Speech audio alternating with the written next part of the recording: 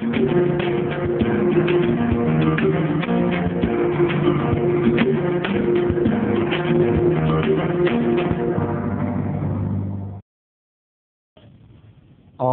Swastiastu. Pemirsa Dewata TV, selamat berjumpa lagi dengan saya dalam Nyoman Wijaya dalam acara Pustaka Dewata. Saya rasa Pustaka Dewata akan menjadi acara yang mungkin saja bisa menjadi salah satu daya tarik televisi lokal di Bali. Mudah-mudahan karena dalam acara ini seperti sudah kita saksikan sebelumnya, begitu banyak intelektual Bali, terutama penulis-penulis yang kita ajak berbicara tentang berbagai persoalan di Bali.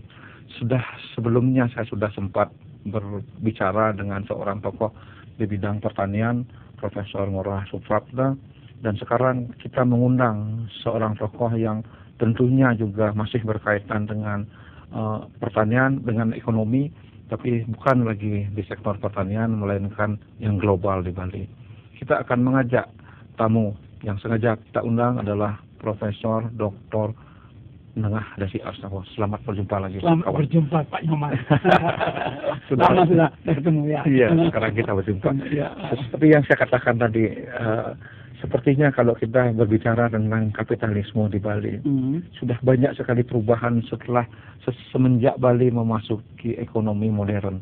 Jadi berbeda dengan ekonomi agraris ketika manusia menjadi modal, semakin banyak punya anak, semakin kuat modal satu usaha, begitu pola pikir. Tapi kemudian dengan adanya KB dan tentu hal itu tidak bisa dilakukan dan sekarang memang ekonomi agraris sudah berubah ke ekonomi modern. Jadi kapital lah yang menggerakkan. Jadi bagaimana orang kemudian harus memiliki kapital. Tentu banyak cara yang telah dilakukan oleh orang Bali. Antara lain adalah menjual tanah. Tapi banyak sekali kasus dari tanah 1 hektar akhirnya berubah menjadi sebuah sepeda motor. Itu yang satu kapling bahkan menjadi kuli di tanah sendiri. Jadi ini semacam proses pemiskinan yang terjadi di Jawa pada abad ke-19 dan mulai berlangsung di Bali. Jadi kalau kita mau melihat kapitalisme bergerak di Bali sudah sangat luar biasa, cengkraman kukunya sudah kemana-mana. Jadi bagaimana Anda sebagai seorang ekonom dan sekaligus sebagai seorang ahli culture studies melihat hal itu? Silakan. Ya, terima kasih Pak Nyoman. Swastiastu semua pemirsa Dewata TV. Jadi memang fakta menunjukkan terjadi perubahan yang signifikan, sangat signifikan sejak tahun 80-an terhadap ekonomi Bali. Bahkan Bali mengalami perubahan sumber ekonomi yang tidak lazim. Biasanya orang berubah dari primer ke sekunder, baru ke tersier. Maka Bali secara tidak lazim ini berlompat dari primer langsung ke tersier, yaitu dari pertanian langsung ke daerah ke pariwisata dan jasa serta perdagangan. Sebagai akibat lompatan itu ternyata secara kultural juga membawa perubahan persepsi masyarakat Bali tentang ekonomi yang dulunya adalah mereka mengutamakan prinsip-prinsip gotong royong, prinsip kebersamaan, prinsip-prinsip yang mengutamakan ya bersama-sama kita harus membangun sesuatu baik di tingkat desa maupun di tingkat yang lebih besar. Tapi sekarang semua sudah menjadi berbeda, bahwa agraris bergeser sehingga ukurannya adalah memang uang. Kehidupan sekarang itu jelas-jelas, walaupun dalam aktivitas-aktivitas di tingkat tradisional masih ada ya beberapa aktivitas yang tidak mengutamakan uang, tetapi di tingkat ekonomi sekarang ini tidak ada yang tanpa menggunakan uang, sehingga kapitalisme sudah masuk ranah-ranah tradisi. Saya rasa kapitalisme sudah menjadi dasar struktur masyarakat Bali. Jadi misalnya modal, siapa sih yang tidak berpikir kapitalistik? Misalnya dalam mencari pekerjaan, dalam menduduki jabatan, dalam segala lini, dasar struktur masyarakat Bali itu sudah kapitalistik.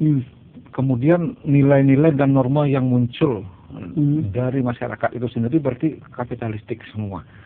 Bagaimana? Itu sudah terjadi mungkin sejak Bali, saya katakan tadi, bahwa hampir tatanan kehidupan termasuk manusia Bali sudah sebagian besar dimasuki bahwa seolah-olah tanpa uang mereka tidak bisa berbuat apa-apa. Bahkan sistem yang paling sederhana, perikutan CPNS pun tidak luput daripada isu kapitalisme. Ya nggak? Sekarang juga kita pahami, kalau kita mau masuk ke desa-desa, handphone itu yang disebut dengan apakah orang itu perlu atau tidak, menggunakan SMS, menggunakan alat-alat hasil produksi kapitalisme, ya kan? Apakah mereka itu ada produktif atau tidak produktif, tidak penting. Yang penting mereka adalah gunakan begitu saja tanpa disadari mereka sudah ditindas oleh persoalan-persoalan globalisasi dalam bentuk mendewakan uang dan kapital ini. Sekarang kita lihat tradisi-tradisi di Bali hampir tidak bisa lepas dengan produk-produk kapital.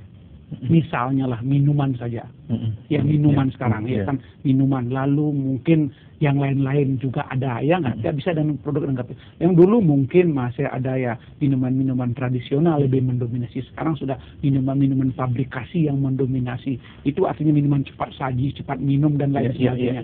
Itu bahkan akibat kegiatan tradisi sudah menggunakan produk-produk misalnya kapitalisme untuk menggali potensi atau sumber pembiayaan atau dana melalui kupon. Kita akui itu bahwa sehingga seluruh tatanan masyarakat sekarang tidak bisa terlepas dari cengkraman kapitalisme. Persoalannya adalah mengapa orang Bali begitu mudah terjerat oleh sistem kapitalisme. Ada 3 persoalan mendasar yang menyebabkan orang Bali itu. Yang pertama adalah ingin cepat berubah. Yang kedua, orang Bali masih agak gengsi sedikit mempengaruhi kegengsian mereka itu, sehingga mohon maaf ada yang menjual tanah untuk membeli sebuah barang-barang yang konsumtif, bahkan sekedar dipajang saja, itu kan sebuah gengsi. Yang ketiga, mereka memang sudah sedikit ada pergeseran akibat tekanan dari eksternal terutama ini, sehingga kearifan lokal Bali banyak kita bicarakan hanya tatanan wacana saja, tatanan implikasi yang implementatif di bawah sudah mulai semakin tidak kelihatan secara pasti. Saya rasa kata lain untuk gengsi yang paling tepat barangkali suka pamer. Ya, barangkali bisa begitu. Itu yang paling sederhana mungkin menjadi elitisme lah. Jadi elitisme. Karena memang suka pamer itu sudah ada dari sejak dulu. Bagaimana kemudian para elit di zaman dulu membuat rumah supaya terkesan import, datangkan keramik Cina. Itu. Bagaimana mereka menggunakan kuda supaya eksklusif, kudanya hitam atau putih kan begitu. Padahal kuda-kuda lokal coklat begitu. Iya benar. Sama dengan sekarang kuda-kuda modern kan besi-besi modern itu yang harganya 2,5. Ya, orang masih mengejar apa yang disebut dengan luxury good atau barang-barang mewah. Karena barang-barang mewah itulah mengangkat prestise mereka.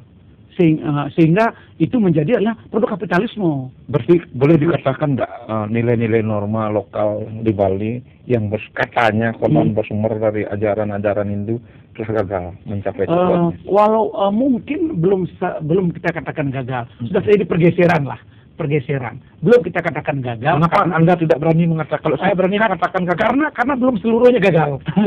Yang mana buktinya? Masih ada sebagian aktivitas tradisi. Kapitalisme di Bali belum 100%. Masuk 90 begitu 10%.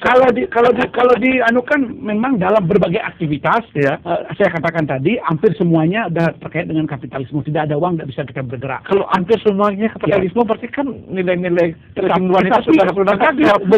Begini Pak Nyoman, ada 2 kekuatan misalnya Pak Nyoman. Mungkin komposisinya komposisi kapitalisme dalam kehidupan itu Pak Nyoman. Iya kan, misalnya di Bali misalnya ada upacara, masih menyajikan ada sebagian kecil jajan-jajan tradisional misalnya. Kan artinya itu adalah berupa produk komunal, produk tradisi kan, itu masih ada dari segi produk loh. Dari segi pikiran masih ada lah pikiran-pikiran orang sebagai. Tapi bagaimana kalau produk Bali yang sudah dijual di supermarket itu kan kapitalisme sudah masuk luar biasa di situ. Dia masuk ke pasar kapitalisme, tapi dia produknya produk lokal. Sebenarnya itu bagus seperti Singapura. Itu namanya menunggangi kapitalisme. Iya, sudah sedikit keluar jalur kita. Jadi pertanyaan saya tadi, bagaimana apakah boleh dikatakan gagal nilai-nilai norma agama Hindu sehingga memang kalau gagal berarti tidak ada. Kalau nilai norma agama Hindu misalnya apa yang berkaitan dengan ekonomi? Yang berkaitan dengan ekonomi, katakanlah berkaryalah tanpa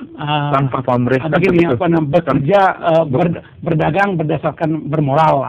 Bekerjalah tanpa menghitungkan pamrih kan begitu salah satu. Bekerja tanpa menghitungkan hasil, bekerja aja dulu, iya kan. Tapi kapitalisme kan nggak boleh bekerjalah demi hasil sebanyak-banyaknya. Ya begitu, dengan modal tertentu masih hasil yang sebanyak-banyaknya, itu teori kapitalisme. Sekarang kan semua orang cenderung ke situ, jual lukisan kalau bisa semahal-mahalnya kan. Tetapi ada sisi lainnya, mereka hasil penjualan itu mungkin disebarkan ke ke pembinaan umat, pembinaan pembangunan mungkin ada. Itu yang saya maksud masih ada. Banten juga dijual mahal kan begitu. Itu Banten. Gimana? Berarti kan masuk juga. Iya benar, tetapi ada masih sebagian yang menjual Banten dengan harga berapa punya. Ada gitu loh. Itu yang saya maksud. Tidak semuanya gitu loh. Tidak semuanya. Kalau semuanya kan semua mungkin para pedagang Banten ini sudah memasang tarif gitu loh. Tapi tidak berdasarkan, nah berapa Anda punya? Kalau berapa kan masih sesuai dengan kemampuan. Nah, ini masih ada. Jadi kalau kita Fukuyama menyatakan bahwa sejarah berjalan sesuai dengan rel yang dibuat oleh kapitalisme. Berarti di Bali itu relnya memang seperti itu atau memang kemana? Bisa terjadi teorinya Fukuyama itu adalah mengalami penyimpangan di Bali, tidak 100% benar begitu, bisa jadi begitu karena masih ada nilai-nilai tradisi yang masih kuat di Bali walaupun saya katakan sudah masuk komposisi kapitalisme pada berbagai aktivitas tradisi. Gitu. Ya, saya ingin sedikit memberikan penjelasan. Memang benar demikian rupa. Mesti kita bisa menyebut kapitalisme di Bali adalah kapitalisme hibrid. Hibrid artinya kapitalisme ya yang sudah bercampur baur. Ada dasarnya kapitalisme di Bali bercampur juga dengan religiusitas. Mari kita bicarakan lebih jauh kalau itu sesudah yang satu ini. Oke.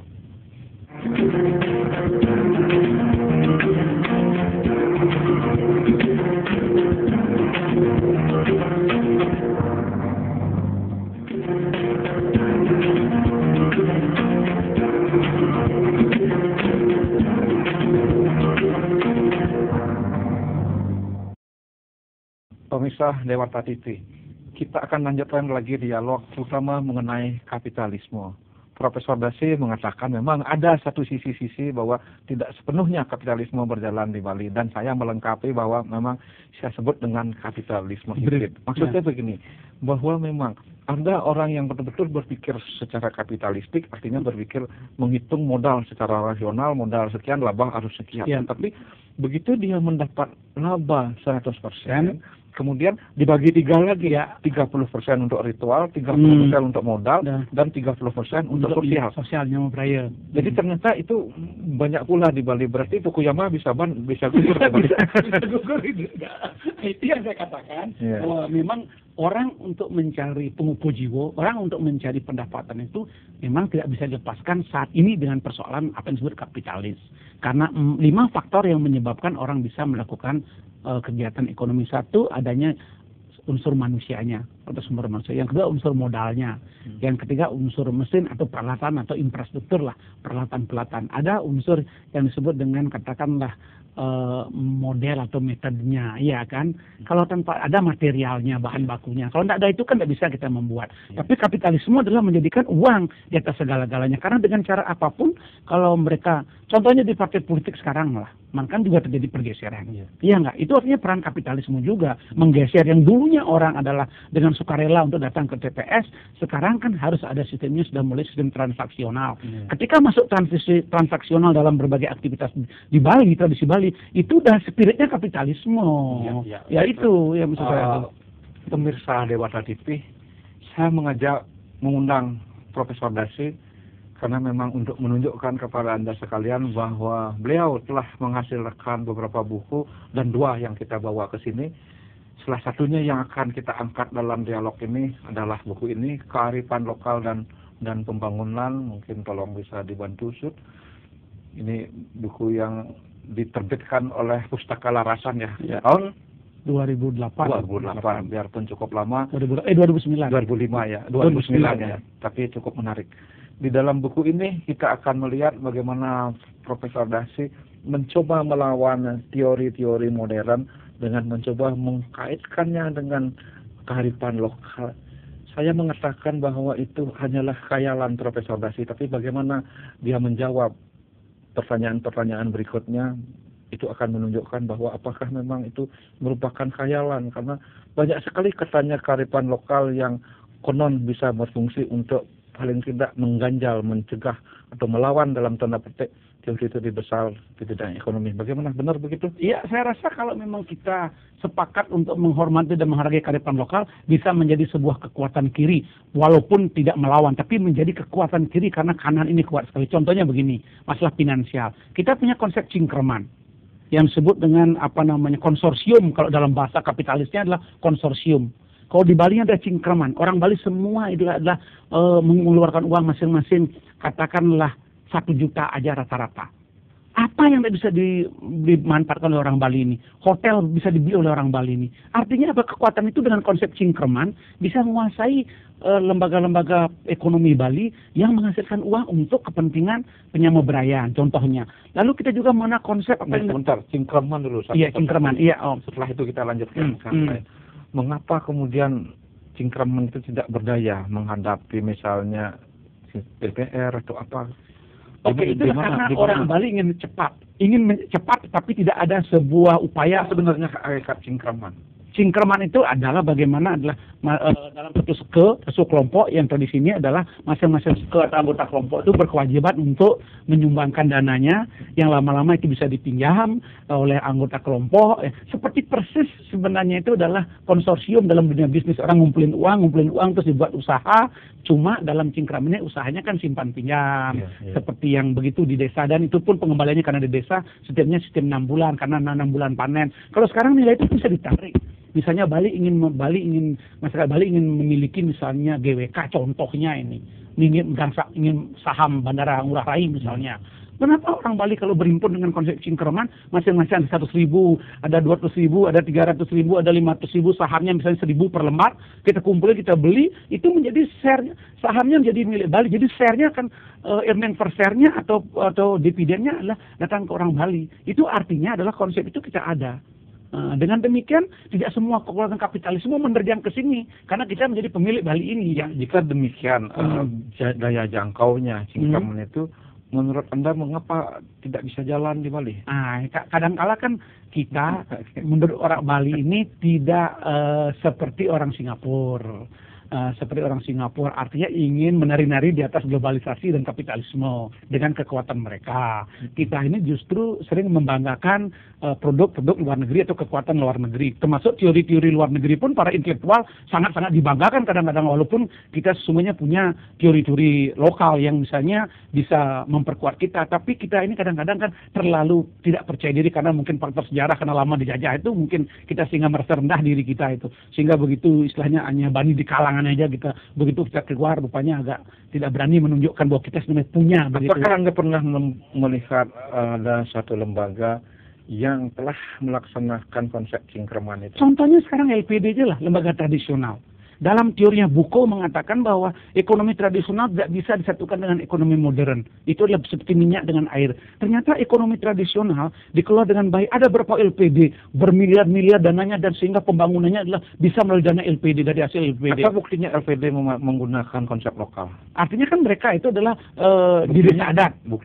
Di desa adat. Jadi di sewengkon desa adat. Itu berarti kan tradisi. Mereka adalah naruh uang di sana. Orang luar tidak boleh minjem uang selain adat. Itu kan begitu ya. Artinya ada kekuatan lokal di sana, dicoba di skup desa adat. Itu berarti kan sama dengan manajemennya kan tetap manajemen modern kan? Apanya? Manajemen bank yang di situ. Manajemennya tidak manajemen modern dia, karena yang nanti mereka tanpa agunan. Yang kedua adalah yang minjam adalah masyarakat di sana gitu loh. Tidak menggunakan analisis kritis segala-gala. Yang minjam di sana adalah warga di sana, disetujui oleh bendesa adatnya, direkomendasi oleh bendesa adatnya, makanya sudah dikeluarkan uangnya. Ya kan, kalau di bank kan lain prosesnya, harus buat neraca, harus buat laporan rugi laba, harus buat pembukuan dan lain sebagainya. Tidak. Berarti cingkraman berlaku di LPD begitu? Sebenarnya itu spiritnya begitu oleh Pak Mantro itu sebenarnya. Bagaimana menggunakan kekuatan lokalnya dihimpun dalam bentuk finansial. Begitu sebenarnya. Cuma kan masih banyak ada yang gagal kan.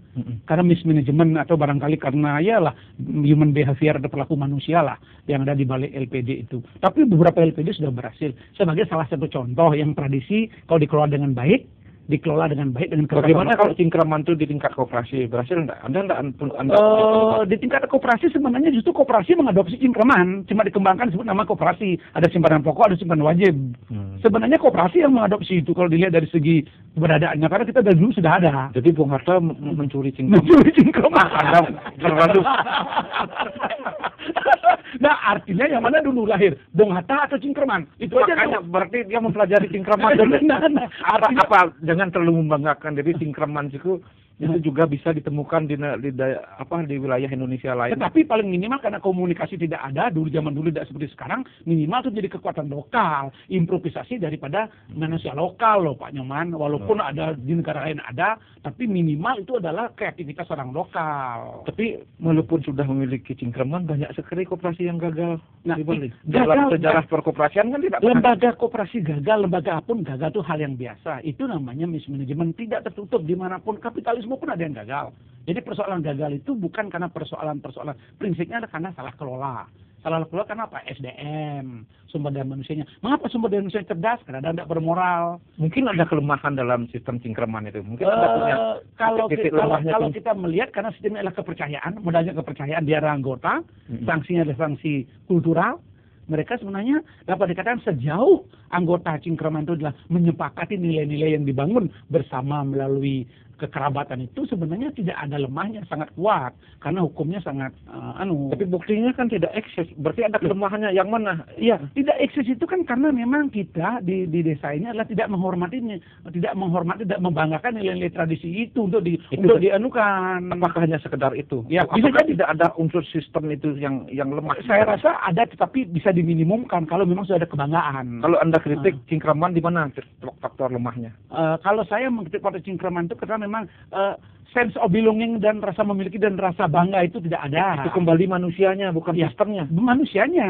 Karena sistemnya sudah sempurna begitu. Sistemnya sebenarnya sederhana. Sistem mereka itu sudah sempurna. Sudah sederhana. Sempurna mungkin belum. Sederhana. Artinya berdasarkan kepercayaan anggota melalui komunitas mereka. Cuma kan kembali kepada manusia yang lola itu betul terkumpul nanti dengan cingkraman terus diambil oleh pimpinannya atau dikorup ya juga habis juga kan.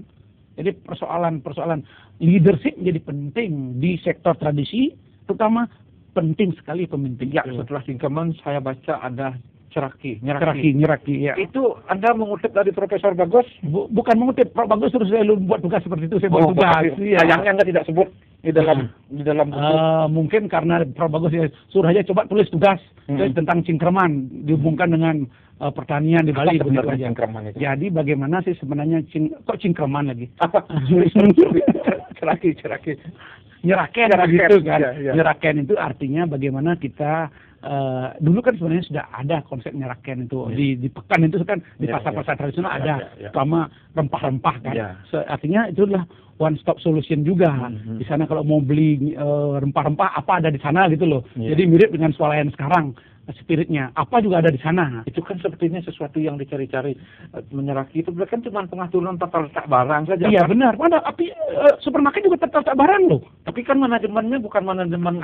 Jangan manajemennya karena ini kearifan lokal, ini modernitas itu berbeda antara bumi dan langit. Terus. Tetapi konsep nyeraki itu adalah bagaimana orang itu adalah sekali datang kepada tempat itu sudah selesai urusan mereka dengan membeli misalnya rempah-rempah tadi itu ada tabil, ada kesuno, ada bawang, ada apa lengkap. Jadi spiritnya nyeraki itu memang menjadi menurut saya adalah tidak berbeda jauh dengan konsep pasar swalayan sekarang. Mesti harus uji setelah yang bagus ya.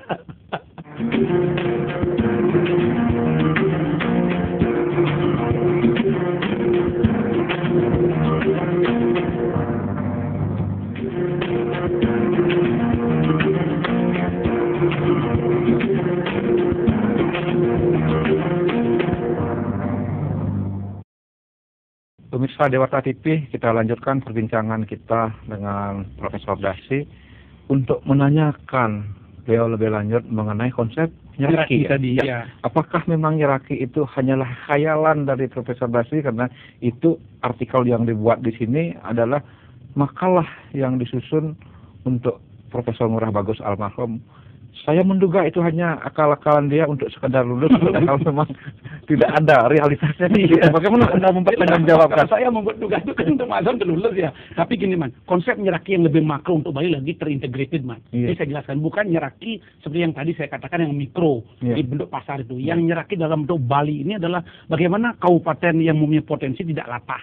Jadi yang misalnya Tabanan adalah lumbungnya padi dominan, Karangasem Salak, Jemberana kerbau, Buleleng adalah sapi, Kelungkung juga sapi ada. Itu artinya nyeraki itu adalah semua kekuatan terkotak-kotak menjadi satu gitu, sehingga semua punya keunggulan. Ini Iya, sebentar. Jika itu 20-30 tahun yang lalu mungkin benar. Berarti terlambat kalau emang itu mau dilaksanakan bisa sekarang. jadi terlambat. Bisa jadi Tabanan kalau emang Anda punya data mungkin sudah mengimpor beras dari tempat lain. Bisa jadi begitu. Itulah makanya pikiran saya walaupun terlambat ini saya ingin sajikan begitu sehingga orang tidak latah. Misalnya Bali Selatan karena pariwisata dan perdagangan. Jangan ujuk-ujuk utara juga ikut yang intinya apa? Harus membangun infrastruktur. Kalau tidak ada infrastruktur, siapa mau ke sana? Karangasem misalnya maksa-maksa, artinya keunggulannya diabaikan, justru latah mengikuti yang lain. Coba konsepnya Raki, di sini adalah ada bawang, di sini ada jahe, di sini ada tabil, di sini ada cekuh. Itu artinya bahwa perkota itu adalah kekuatan gitu loh. Di sana kita ambil makronya. Kalau Jembrana karena kerbaunya, kenapa enggak pabrik kerbau dari Jembrana, pengolahan kerbau misalnya, dibangun benar-benar settle di sana gitu loh misalnya. Di Tabanan adalah memang lumbungnya beras, bagaimana beras menjadi dominasi, menjadi ikon di sana itu misalnya. Sehingga Bali secara umum ini menjadi adalah Ngeraki gitu loh. Lalu pertanian. Memang ada kesan optimistik ini dalam konsep itu, tetapi terlambat sudah. Mungkin ya, kalau terlambat seharusnya 30 tahun yang lalu boleh jadi masih bisa. Kalau Man punya tesa begitu, saya juga sedikit sepakat begitu bahwa kita terlambat karena Bali ini kecil, sudah terlangsung sekarang sudah terkoyak. Salak sudah dikalahkan oleh Salak Pondok. Iya. Salak sudah dikalahkan, mungkin sekarang sapi kita juga banyak di luar sekarang berkembang kan begitu ya, bukan lagi di Bali kan, sapi Bali hanya nama saja ya nggak, ya benar katanya, mungkin kerbau Jembrana juga akan begitu, mungkin sapi Gerumbungan juga di Buleleng akan menjadi sebuah nama saja. Buleleng yang merupakan sumber buah sudah dikalahkan oleh buah dari impor, buah luar Bali. Ya. Ini benar, tapi inilah sebuah pemikiran yang membeli jeruk Bali aja kita harus dari luar Bali kan, lucu kan, jadi begitu. Sejarahnya dulu karena jeruknya. Jeruk Bali yang gede-gede itu, jeruk gede itu. Sekarang sudah tidak ada. Kita harus membeli di luar Bali. Nah, inilah tantangan membeli sapi Bali mungkin harus. Inilah tantangan kita kalau tidak kita sadar dengan potensi kita. Bahwa kita merasa kuat aja padahal saya teringat dengan suatu pendapat, barangkali saya lupa siapa, di mana masyarakat yang lebih mengutamakan berorientasi kepada ritual, di situ ada kegagalan dan kebohongan. Apakah karena memang kita terlalu banyak orientasi ke ritual, ke agama terutama, sehingga yang lain-lain terlupakan? Bagaimana Anda melihat itu? Saya rasa persoalan ritual mungkin berbeda dengan kegagalan di tempat lain. Karena persoalan ritual di Bali ini memberikan share, ada multiplier effect-nya. Misalnya orang membuat upacara, ada butuh apa-apa, terjadi ekonomi produktif dan kreatif juga muncul di sana gitu. Ada tetesan. Jadi tidak kaku dia. Misalnya ada orang punya acara, ada aktivitas ekonomi yang lain. Cuma yang kita sayangkan kan soalnya tetesannya jatuh kemana? Nah inilah ini ya. Takutnya sebelum ditepes sudah dipotong maksudnya kan. Tapi kalau konsumtifnya lebih banyak, bikin acara misalnya istilah bahasa Bali ketebeannya lebih banyak, itu yang konsumtif yang tidak bagus. Tapi kalau urusan ritual yang sifatnya yang memanfaatkan ritual itu justru para pedagang luar dengan bermodalkan sebuah kalendernya sudah bisa kaya. Makanya benar kata Prof. Suprapto dalam diskusi dengan saya dulu bahwa hampir 1 triliun pedagang dari luar Bali datang membawa alat-alat upacara ke Bali loh. Itu artinya sebenarnya orang Bali bisa meng-create itu kalau konsepnya Nyeraki. Sehingga sekarang ada kebutuhan misalnya pisang, kebutuhan macam-macam. Modalnya satu lembar kalender aja loh Profesor Dasi. Yang ada dewasa-dewasa. Oh, itu ya. Ada dewasa-dewasa, hari ini apa, tinggal mensupport aja ke situ. Udah jadi ya, buah-buahan apa, semuanya udah jadi, ayam dan lain sebagainya. Dari luar semua datang kan, telur dari luar semua dari luar. Itulah karena Bali gagal Nyeraki itu ya. Iya, gagal karena Bali gagal mungkin karena Bali ini adalah terlalu cepat menerima perubahan itu tanpa melakukan katakanlah perenungan atau kontemplasi tentang potensi Bali. Jadi itu adalah suatu konsep yang sudah terlambat. Kita lanjutkan yang lain. Saya juga membaca Anda coba-coba gagah-gagahan memasukkan nandu dan apa satu lagi ngadas itu. Itu juga telah gagal di Bali. Gimana? Kalau saya melihatnya itu walaupun secara implementatif itu mungkin mulai berkurang, tapi konsep nandu dan ngadas itulah identik dengan profit sharing yang sedang kapitalisme merajalela menggunakan istilah itu, profit sharing. Artinya orang bekerja bersama-sama, ada profit sharing, orang punya A, ini punya B, digabungkan nanti ada share. Ada profit sharing. Ngadas, nandu kan gitu dulu. Orang punya ternak diserahkan, nanti ada pembagian hasil. Ya enggak? Sebenarnya spiritnya sebenarnya sama. Banyak sekali contoh, misalnya bilang, mari kita kerjasama ngadas. Udah itu, pemilik sapi bertanya, sapinya mana? Di sana, terus dicek kelima sudah itulah yang saya itulah yang bahkan tidak mungkin harus mencari di sana di bagian itu akhirnya tidak kelima kali. Itu artinya ada sebuah pengingkaran terhadap nilai. Saya percaya itu sumber daya manusia, pasti ada yang salah dalam sistem. Bisa jadi karena sudah perubahan perilaku manusia yang melihat bahwa mereka itu sudah, kenapa kok kita ini bukan saya tidak percaya hanya semata-mata manusia. Ya. Itu mesti ada sistem. Ya, kalau mungkin kalau menurut Anda, Profesor Desi, di mana? Kalau sistemnya sederhana saja, misalnya sistemnya kalau dia ngadas ternak adalah misalnya kalau punya anak pertama 2, 1 bagi separuh. Kalau lahan misalnya di desa saya misalnya adalah 1/3 hasil pertaniannya adalah milik yang nandu, 2/3 yang berarti itu begitu kelemahan pada sistem. Mestinya ada ikatan. Jika memang tidak seperti ini, Anda harus membayar ini. Kalau begitu itu baru benar. Itu artinya ada sanksi. Ada punishment, tapi kan ternyata tidak ada di sana memang. Kalau memang itu adanya, berarti bukan manusianya. Karena orang Bali percaya dengan karma tadi itu. Apabila sampai dia kasih ngandu dan nadas, terus dijual atau dikatakan mati, itu adalah nanti. Sebab tidak cukup dengan karma. Ada satu cara untuk mengalahkan itu. Dengan orang Bali bilang begini, itu karena nawagan, yang iwan, kan udah beres kan. Nah, ini persoalan keyakinan. Jadi itulah menurut saya sistemnya dalam arti konsepnya. Kalau emang sistemnya tidak benar, mengapa Anda acu sebagai satu kearifan lokal? Sebenarnya mereka itu ada tanggung rentengnya, sebenarnya mereka itu juga loh. Ada tanggung rentengnya kalau mereka ternak loh, ada loh. Cuma seperti Pak Nyoman tadi katakan bahwa orang Bali ada permisif sedikit. Nah, sudah dijual dong mani yuk armani negen. Inilah di Bali ini sering terjadi seperti itu. Berarti kelemahan dari sistem ekonomi tradisional itu memang tidak ada sanksi. Kalau udah ada sanksi, Mas, udah ekonomi modern maksudnya itu. Apakah memang ekonomi modern itu kan ketat dengan sanksi. Di desa kan ada dosa juga itu. Iya, berarti kan itu tidak mesti ekonomi modern. Nggak, artinya dosonya dalam konteks berbeda. Tidak seperti ini. Doso ini bisa masuk penjara. Kalau itu doso itu kan hanya kespekang moral, kespekangan begitu saja. Tidak dikasih minjam lagi, tidak dikasih lagi nandu. Cuma sebegitu aja Pak Nyoman. Kalau memang harus dia menjadi kuat, mesti harus dibenahi manajemen dan sistemnya, dan masuk sumber daya manusianya juga. Kalau kemudian dalam kehidupan Anda, Profet Siring bilang tadi, di mana di bank atau di mana cara-cara kerja seperti itu sudah terlaksana? Di perusahaan-perusahaan besar sudah mulai berlaku. Contohnya gimana? Katakanlah kalau kita misalnya membangun sebuah usaha, kita ngumpulin uang, saya punya tanahnya, teman punya bangunan, ini mengelola dengan model share begitu atau model profit sharing. Nanti kalau ada hasil berapa, 1/3 untuk yang punya gedung 1/3 yang punya modal, 1/3 untuk yang ngelola. Itu namanya profit sharing sudah di zaman sekarang, itu sudah lazim. Tapi banyak sekali kalau begitu kan kita pernah lihat profit sharing antara orang asing dengan orang luar negeri, orang-orang dalam negeri yang kemudian begitu usaha sudah berhasil, orang luar negerinya ditendang kan begitu. Itu udah etika bisnis sudah lawan, itu adalah kembali lagi. Berarti inspirasinya dari Sengadat.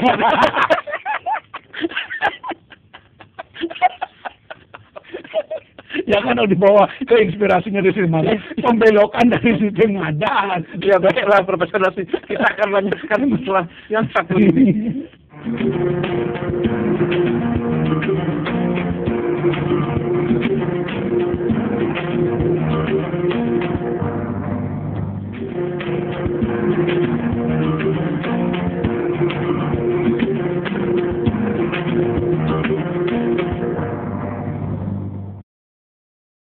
Ya, pemirsa Dewata TV, ada satu lagi yang memang saya ingin ajak Profesor Dasi untuk berbicara, karena memang di dalam buku ini dia juga gagah-gagahan menyebut etos kerja.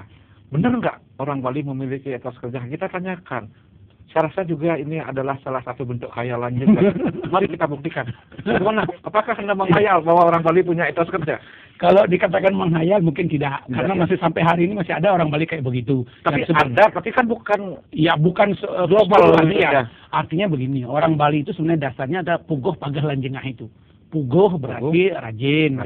Pagah berarti pokoknya dia tidak pernah inkonsisten lah, konsisten, jengah, larsan lah, motivasi ada. Itu sebenarnya dasar orang bisa maju dalam konteks yang modern. Itu kan dasar untuk menjadi wira swasta yang baik kan? Tangguh, dasarnya terpukuh pagalan jengah itu ya kan, pasti itu ada semua. Di Bali itu sebenarnya tanamkan dari kecil ada begitu. Lekang bahwa mensing tidak bekerja, jadi ada merasa malu, ada puguh pagah, bahkan jangan seperti bekerja itu sebelum ini udah pindah lagi, tidak konsisten. Itu sebenarnya ada, sehingga menurut saya apa yang dikatakan oleh McLean dengan teorinya need for achievement teori itu adalah kebutuhan akan prestasi itu, sebenarnya di Bali pun semangatnya ada, spiritnya ada.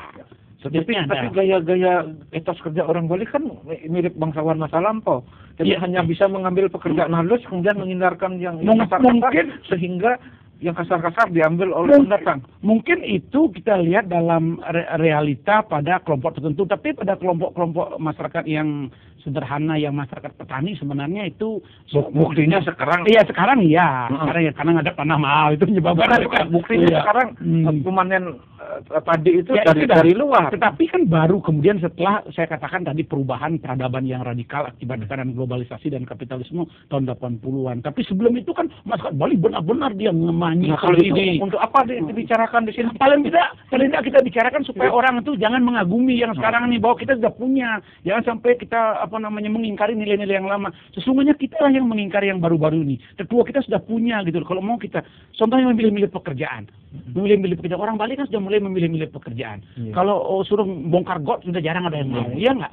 Kalau dulu kan sangat-sangat kerja. Perempuan ada bekerja di aspal dulu. Iya nggak? Ini contoh. Sehingga orang Bali sampai perempuan pun ikut kerja ngecat dan lain sebagainya, gelantung. Sekarang mana ada seperti itu? Apakah ini merupakan bagian dari orang-orang Bali memilih-milih pekerjaan, sehingga sekarang ketika mereka menjadi TKI, mereka memilih di kapal pesiar. Iya begitu. Itu bagaimana? Itu orientasi mereka. Saya wawancara, saya juga pernah punya sekolah kapal pesiar dan mengirim itu. Orientasi mereka itu dia bekerja dengan mengejar duit dengan di kapal pesiar kan banyak duitnya memang. Mereka kerja keras banyak duitnya. Ya sama dengan saya punya pengalaman Pak Nyoman. Ada orang jual tanah, terus tanah itu dibangun hotel. Mereka punya uang 10 sampai 15 miliar pada waktu itu. Apa kata bapak itu? Nanti kalau hotel yang dibangun, kasih anak saya sebagai gardener ya. Padahal dia punya uang miliar gitu loh. Kasih anak saya sebagai satpam ya, begitu dia loh. Ini artinya apa? Mereka begitu menjual lahannya atau mengontrak lahannya dengan dapat uang banyak itu, ya tadi. Nah berarti kalau kembali ke etos kerja itu, orang-orang yang seperti itu kan tidak memiliki etos kerja. Jika jumlahnya banyak, berarti kan ini hayalan. Nah, kan? Itulah makanya yang sekarang generasi yang dulu tidak begitu. Buktinya generasi dulu kita lihat sekarang petani zaman orang tua kita saja, dia itu bekerja begitu kerasnya, tidak ada fasilitas apa seperti sekarang ini. Contohnya bikin aungan untuk mengalir air sampai bikin panjangnya 1 kilo pun dengan alat nyoncong ini dia kerjakan. Sekarang itu kan di bawah kuasa raja, kalau di desa saya tidak ada, sana ada bikin awan tuh panjang begitu sendiri, masyarakat bersama itu. Tapi janganlah satu contoh begitu, mungkin di contoh lain masih banyak yang benar-benar adalah hasil kreativitas. Jadi Anda tetap bertahan pada pendapat bahwa yang dulu masyarakat yang dulu Bali benar-benar etos kerjanya tinggi gitu loh. Sekarang sudah tidak ada etos kerja lagi. Mau berkata seperti itu? Sekarang ada perubahan etos kerja karena mengapa etos kerja orang Bali berubah ini? Karena faktor gengsi tadi, elitisme priayi dan elitisme birokrasi. Elitisme priayi itu adalah memilih-milih pekerjaan, elitisme birokrasi itu senang sekali berpakaian seragam untuk bekerja begitu di lingkungan birokrasi atau di sektor formal, sehingga merubah mindset mereka tidak mau mengambil pekerjaan yang kasar. Berarti kita mementahkan lagi kesimpulan kita sebelumnya, kapitalisme menang total di Bali, kan begitu? Bukan menang total, karena masih ada di sisi lain kehidupan yang tidak terkontaminasi dan tertekan oleh kapitalisme. Masih ada kegiatan-kegiatan itu loh.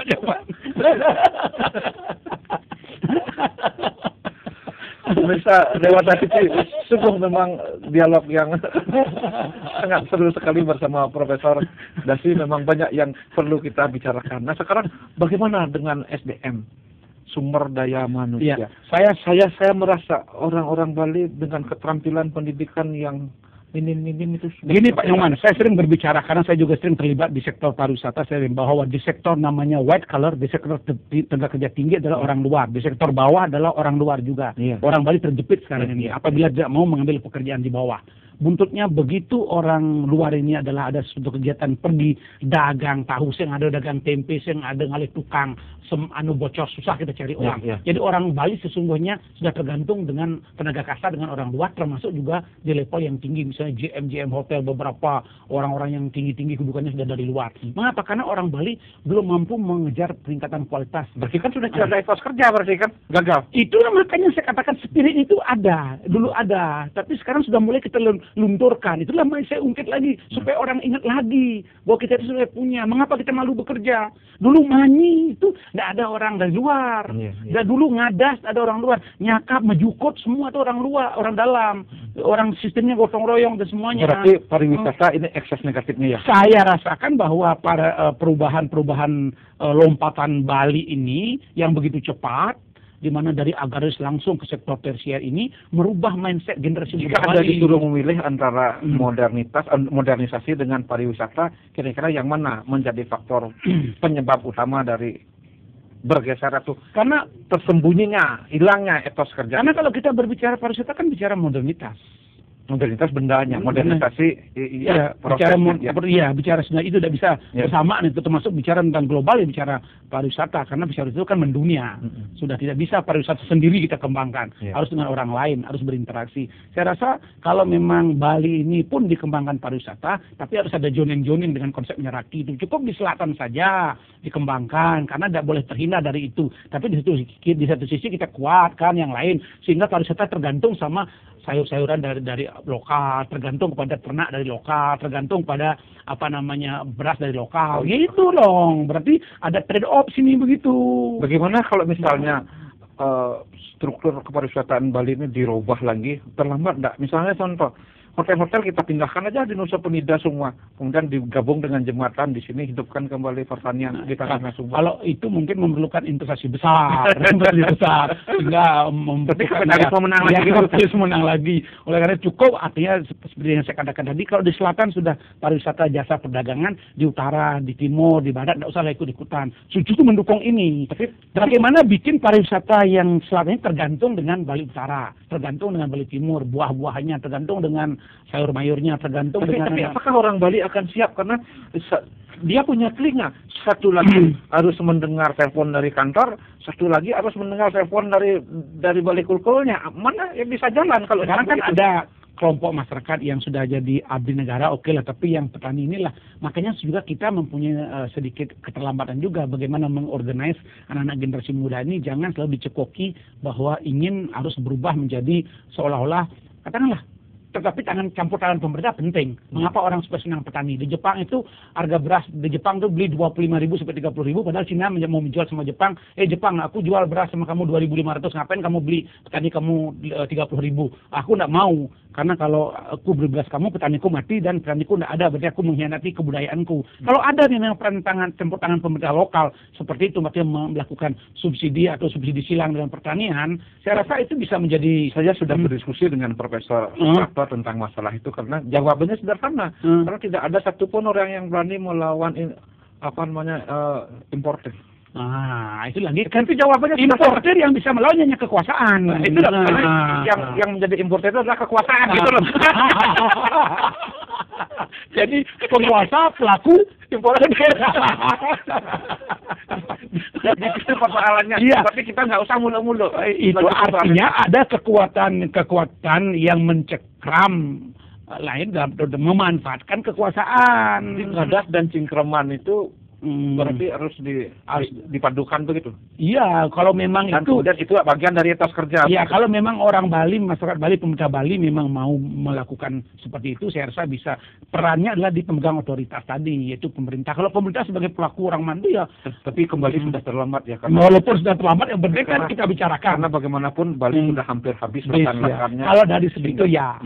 Jadi begitulah saya rasa satu hal yang penting. Pemirsa Dewata TV dimanapun Anda berada, banyak hal yang mesti kita bicarakan lagi lebih jauh, tetapi memang waktu jualah yang akan memisahkan kita, karena sudah hampir 60 menit saya mengajak Anda untuk berdialog dengan Profesor Dasi. Saya rasa sebagai seorang profesor di bidang gabungan antara ekonomi dan cultural studies, tentu banyak hal yang bisa dia bicarakan memberikan komentar, masukan kepada Anda bagaimana sebaiknya menjaga Bali supaya memang perekonomiannya tidak dilibas oleh kekuatan kapitalistik yang sedang mendunia dan paling tidak bisa mengimbangi. Silahkan. Oke, begini Man, konklusi saya, Bali ini akan tetap eksis apabila hanya dua hal dilakukan. Tanah Bali jangan digadekan, SDM Bali dibenahi. Itu kan susah sekali ya, karena sudah habis. Artinya yang ada sekarang, Oh, iya. yang ada. Kalau itu ya sudah, masih bertahan. Bertahan, iya. Pemirsa Gitu. Dewata TV, itulah jawaban dari Profesor Dasi Astawa yang saya rasa juga sudah sangat masuk akal. Tapi bagaimanapun kita mesti berpisah karena sudah 60 menit saya menemani Anda.